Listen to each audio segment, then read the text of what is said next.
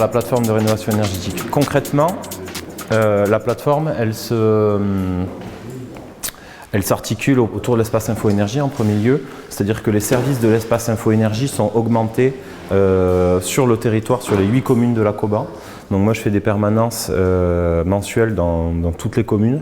Voilà la carte des lieux de permanence avec une récurrence du lieu, de l'horaire et de la date. Donc par exemple c'est le 4e mercredi après-midi de chaque mois où je vais aller à Lège-Cap-Ferret à la Maison de la Famille. Je vais aller le 2e mercredi de chaque mois, le matin à Biganos, l'après-midi à Andernos, etc. Sur toutes les communes, sur toute l'année. Donc le but c'est d'augmenter la présence sur le territoire pour proposer aux particuliers le conseil neutre et gratuit au plus proche de chez eux et faciliter cet accès à ce service. Pour vous, professionnels, c'est des rencontres comme celle-ci et c'est aussi plus de clients finalement, hein, grâce à la communication, grâce à l'intensification de la démarche, c'est plus de personnes qui vont rénover, donc plus de dossiers. Voilà une plateforme de la rénovation énergétique, en fait ce que doit amener la plateforme de la Coban sur son territoire. Ce soir, on va essayer de travailler sur les aides en rénovation énergétique. Les aides en rénovation énergétique, c'est très compliqué, mais c'est un vrai levier pour permettre à vos clients de faire des travaux d'efficacité énergétique. C'est un vrai levier pour vous, pour montrer à vos clients que vous êtes de bons professionnels, quoi. Il y a une notion de crédibilité, il y a une notion de professionnalisme qu'on arrive à retrouver si on maîtrise ou non les aides. Donc moi je m'appelle Brice Muet, je suis chargé de mission environnement à la Fédération régionale du bâtiment et dans le service environnement je suis accompagné de Thomas Planex qui co-rédige avec moi le guide des aides en rénovation énergétique dont certains parmi vous ont entendu parler. On travaille à la fois sur la rénovation énergétique mais aussi sur la construction neuve avec le label E+, C-, la RE 2020 ou la RBR 2020. Alors, on va commencer par le crédit d'impôt. Ceci pour vous dire que c'est l'aide la plus connue sur la rénovation énergétique. À chaque fois qu'on demande quelles sont les aides que vous connaissez, on a le crédit d'impôt transition énergétique. C'est un crédit d'impôt, donc en gros, qu'on paye des impôts ou qu'on ne paye pas d'impôts, on a un chèque de la part de l'État pour financer une partie des travaux d'efficacité énergétique. C'est une aide qui était très très pratique parce que pour 1 € que ça coûtait à l'État, ça rapportait 4 € de travaux. À la différence du programme Habiter Mieux qui pour 1 € de coût à l'État faisait 2 € de travaux. Donc le crédit d'impôt, je parle du crédit d'impôt un petit peu au passé parce que 2018 c'est sa dernière année. Le crédit d'impôt existe depuis 2005, donc là crédit d'impôt 2018 dernière année. Ceci dit, le crédit d'impôt cette année, faut faire attention, il y a 2 taux. Il y a un taux de 30% et il y a un taux de 15%. On verra un petit peu sur quel type de travaux. Le crédit d'impôt, on est toujours sur des dépenses en TTC et la majorité en TTC fourniture. Il n'y a que pour l'isolation où on a un crédit d'impôt sur le TTC fourni posé. Donc par exemple, j'ai un chantier de menuiserie, je vais en avoir pour 8 000 € de fourniture, 2 000 € de pose, n'importe quoi comme chiffre, hein. J'aurai jusqu'à 30% de 8 000 € qui correspondent au TTC de la fourniture. Ça va sur le principe du crédit d'impôt ? Ce principe, c'est très très simple. Après, le diable se cache dans les détails, hein. L'important à noter pour vous, et c'est ça qui pose problème régulièrement dans le courant de l'année quand il y a des contrôles, c'est qu'il faut toujours bien penser à différencier la fourniture de la main-d'œuvre. Notamment pour tout ce qui est chauffage, tout ce qui va être menuiserie, mais aussi pour ce qui va être de l'isolation. Ce n'est pas parce qu'on a un crédit d'impôt sur le TTC fourni posé qu'il faut oublier de séparer la fourniture de la pose. Ça, c'est une obligation dans le cadre du Code de la consommation. Donc du coup, c'est obligatoire depuis 1990. La dépense éligible, elle va être plafonnée pour chaque foyer à hauteur de 8 000 € par adulte, 400 € par enfant à charge, 200 € par enfant à garde partagée. Et ça, c'est valable sur 5 ans. Donc vous ne savez pas si votre client il a déjà consommé tout ou partie de ses dépenses éligibles. Donc vous ne pouvez pas dire vous aurez tant de crédits impôt. Vous pouvez dire il y a tant d'euros qui sont éligibles. Donc c'est au client de les déclarer. S'il déclare plus que ce à quoi il avait droit, c'est pas grave. L'administration fiscale va juste arriver au taquet du plafond et versera le taux qui correspond à la dépense éligible à l'intérieur du plafond. La vache, elle n'était pas facile celle-là. Ça va ? Ouais.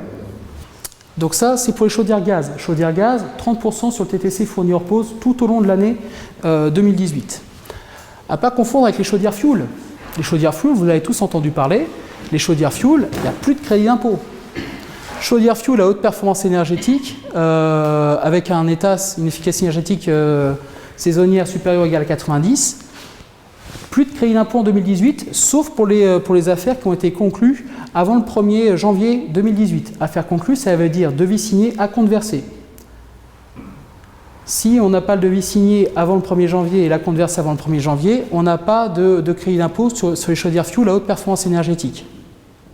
C'était un vrai bras de fer, on a combattu, etc. Et on a réussi à sortir les chaudières fuel à très haute performance énergétique. Très très haute performance énergétique même. Regardez bien, c'est très visuel.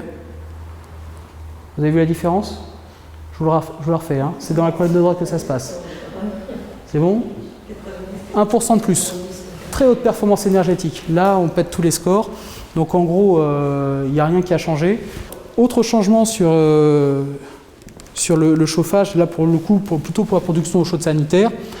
Alors là, je vous mets le tableau quand même sur les packs parce que c'est vrai qu'il y a beaucoup de problèmes. Comme pour les chaudières, j'ai rajouté ça. Comme pour les chaudières, la colonne de gauche est importante, donc il faut préciser le type de pompe à chaleur qu'on met en œuvre. Il faut mettre aussi le contenu de la deuxième colonne. Donc là, on se retrouve avec le régime de fonctionnement de la pompe à chaleur, parce que mine de rien, si la pompe à chaleur fonctionne en haute température, il y a une efficacité énergétique minimum à respecter.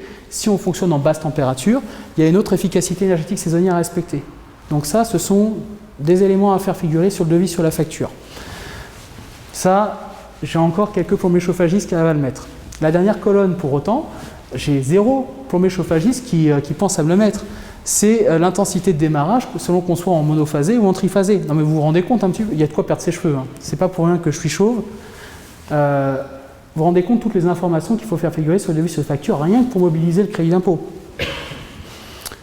Donc n'oubliez pas par contre, si vous êtes en triphasé, vous êtes en plus plafonné en termes de puissance. Il ne faut pas que la pompe à chaleur dépasse les 25 kg. Après vous allez me dire, on a de quoi chauffer quand même avec 1 kg. Si vous faites du chauffe-eau thermodynamique, évidemment, l'efficacité énergétique en fonction du profil de soutirage. Et par contre, vous êtes désormais plafonné à 3 000 € sur le TTC fourni hors pause des chauffe-eau thermodynamiques. Pourquoi? Parce qu'on a vu se vendre des chauffe-eau à 8 000 € pièce. Donc n'oubliez pas que derrière les effets d'aubaine, c'est toujours la profession qui trinque. Sur tout ce qui va être paroi vitrée. Alors je commence par ce qui n'a plus de crédit d'impôt. Ce qui n'a plus de crédit d'impôt en 2018, ça va être la seconde fenêtre sur une première fenêtre. On ne voit pas ça souvent, généralement c'est aux alentours des voies ferrées. On a une première fenêtre et puis une deuxième fenêtre qu'on rajoute pour le confort acoustique. Donc là avant il y avait un crédit d'impôt là-dessus, si tant est qu'on avait un bon UW, un bon SW. UW c'est l'énergie qui s'en va, SW c'est l'énergie qui rentre avec le soleil. On avait aussi un crédit d'impôt sur les volets isolants dès qu'on arrivait à sortir une résistance thermique minimum. Et on avait aussi un crédit d'impôt sur les portes d'entrée. Les portes d'entrée, pas les portes qui sont entre le volume chauffé et le garage. Hein.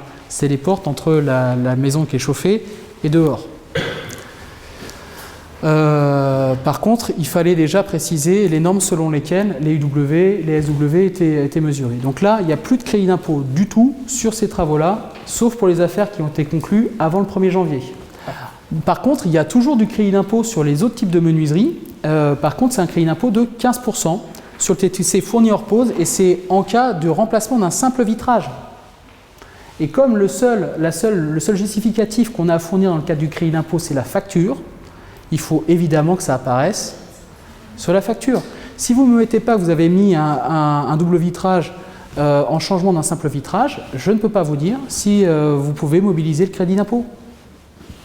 Je ne peux pas. Donc, pour rappel, il y a 3 colonnes importantes. Donc, évidemment, il faut rappeler la paroi vitrée que vous allez changer, vous allez isoler. Il faut préciser les coefficients UW et SW. Et il faut préciser que l'UW était évalué selon la NFEN 14351-1 et le SW selon la XPP 50777. Donc ça, si jamais vous faites de la fabrication épouse, n'oubliez pas qu'il y a le logiciel Vision Bois qui vous permet de calculer le UW, le SW selon les normes reconnues, quoi. Alors la TVA, ça c'est un peu compliqué la TVA. C'est un impôt qui est particulier parce que vous êtes les collecteurs de cet impôt-là. C'est un impôt qui est colossal. Vous n'êtes pas rémunéré pour le faire. En plus, c'est hyper compliqué et quand vous vous trompez, c'est vous qui payez. Donc c'est vrai que c'est pas évident.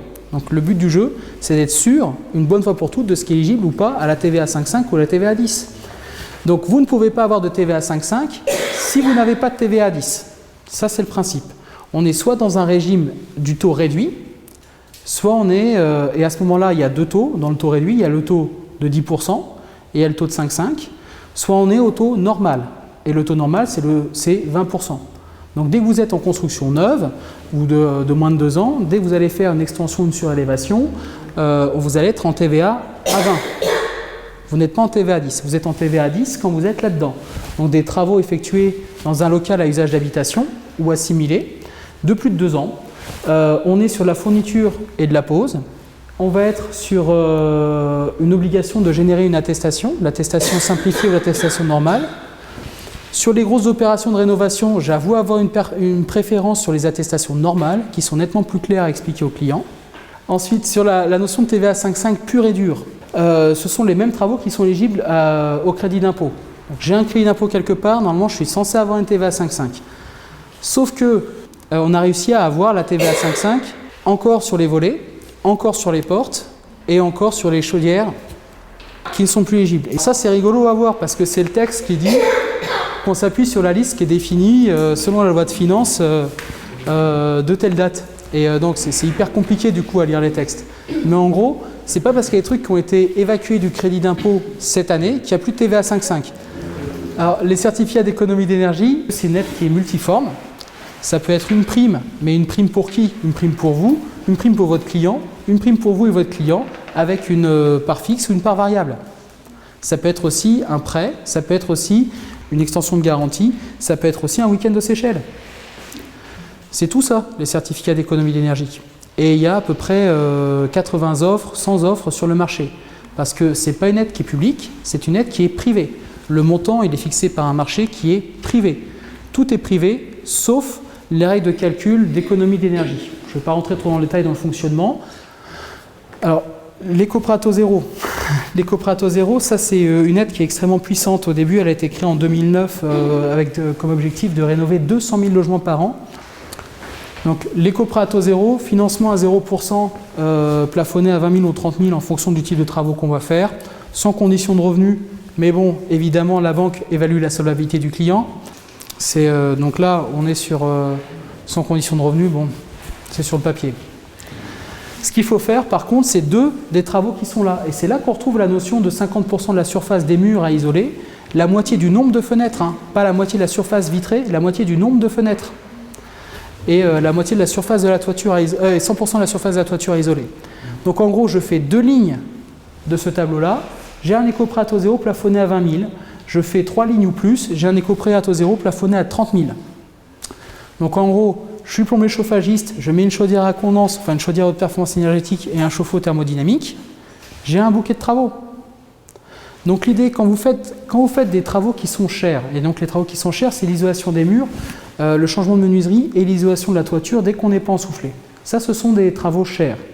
Ben, c'est être capable de proposer aux clients en disant « Oh, si jamais vous avez envie de faire d'autres travaux, n'hésitez pas à taper dans cette liste-là, ça vous permettra d'avoir un financement à 0%. » Parce que mine de rien, entre lâcher 10 000 € cash et lâcher 12 000 € financés à 0% qu'on va être capable de rembourser sur 10 ans, ben, c'est quand même plus facile. Souvent, quand on est face à un projet, on ne sait pas par quel bout l'aborder. Pour autant, ce n'est pas très compliqué. Il y a un certain nombre de questions à se poser. C'est toujours les mêmes et c'est toujours dans le même ordre. C'est toujours où est-ce que je vais faire les travaux, c'est qui paye, qu'est-ce que je fais comme travaux, les conditions de revenus éventuellement de l'occupant, et ensuite, est-ce que j'ai le droit vraiment de cumuler toutes les aides.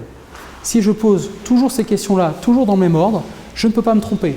Donc la première question, c'est pas qui paye, c'est où est-ce que je fais les travaux. Et donc du coup, je vous ai sorti des tableaux. Donc résidence principale, résidence secondaire, non résidentielle. Je vous ai mis des petits astérisques qui convient de lire une fois de temps en temps quand même. La vraie question, c'est la plus compliquée que vous aurez à vous poser, c'est la différence entre une résidence principale et une résidence secondaire. Si je vous pose la question, vous me dites tous « Oh bah oui, je sais bien ce que c'est la différence entre une résidence principale et une résidence secondaire ». Posez-vous d'abord la question de l'usage. Une fois que vous avez résolu la question de l'usage, c'est une résidence principale parce qu'il y a quelqu'un qui y vit à l'année. Point. Donc deuxième question à se poser, de quand ça date? Alors des fois c'est l'âge du bâtiment, des fois c'est l'âge du logement qu'on regarde, parce qu'une grange c'est un bâtiment, mais un logement qui est dans une grange, bah, c'est un logement. Donc des fois on regarde l'âge du logement, des fois on regarde l'âge du bâtiment. Donc c'est ce que j'ai précisé juste en dessous, et j'ai précisé aussi ce que c'était qu'une résidence principale dans le deuxième astérisque. Bref, qu'est-ce que c'est? De quand ça date? Là vous voyez tout de suite quelles sont les aides disponibles. Ça c'est pas très compliqué. Troisième question, qu'est-ce que je fais comme type de travaux? Alors là ça se complexifie un petit peu. Soit je fais un type unique de travaux, donc par exemple j'isole la toiture, ça c'est un type unique de travaux, et à ce moment-là vous avez quelques aides qui vont être disponibles. Donc dans les aides de l'ANA, l'habiter mieux agilité, sachant que les formulaires ne sont pas encore arrivés et que bon, on ne sait pas quand est-ce que ça arrivera, mais la TVA 5.5, le crédit d'impôt, c'est 2 œufs. C'est-à-dire que s'il y a bien 3 aides à connaître par cœur sur le bout des doigts, c'est la TVA 5.5, le crédit d'impôt, c'est 2 œufs, parce que c'est la seule aide que vous pouvez mobiliser en proposant à votre client qu'un seul type de travaux.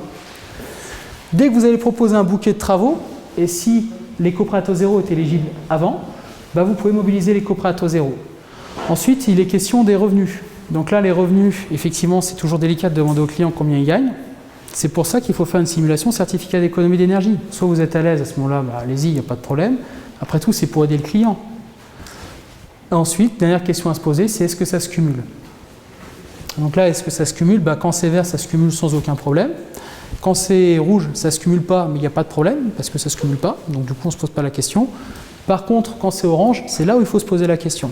Alors là, je vous le donne en 1000. Prenez le temps d'y réfléchir tranquillement avec un tube de Doliprane à côté. Mais là, je vous ai sorti le cas du cumul entre le crédit d'impôt et les certificats d'économie d'énergie ou les autres aides locales, dont l'ANA. Donc identifier le besoin réel du client déjà. Ça vous permet d'avoir une offre qui est pertinente.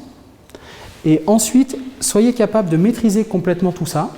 Et là, vous êtes sur une offre qui est crédible. Bon, évidemment, le faire tout seul, ce n'est pas forcément évident. C'est pour ça qu'à la FFB, on vous a proposé tout au long de l'année 2017 des permanences. Donc une rencontre en tête-à-tête, vous et moi, pour discuter des problèmes que vous rencontrez. Donc rédaction de devis, rédaction de facture, positionnement de marché, identifier le besoin réel du client, ce qui est éligible, ce qui n'est pas éligible, tout ça. On vous l'a proposé combien de fois? Trois fois?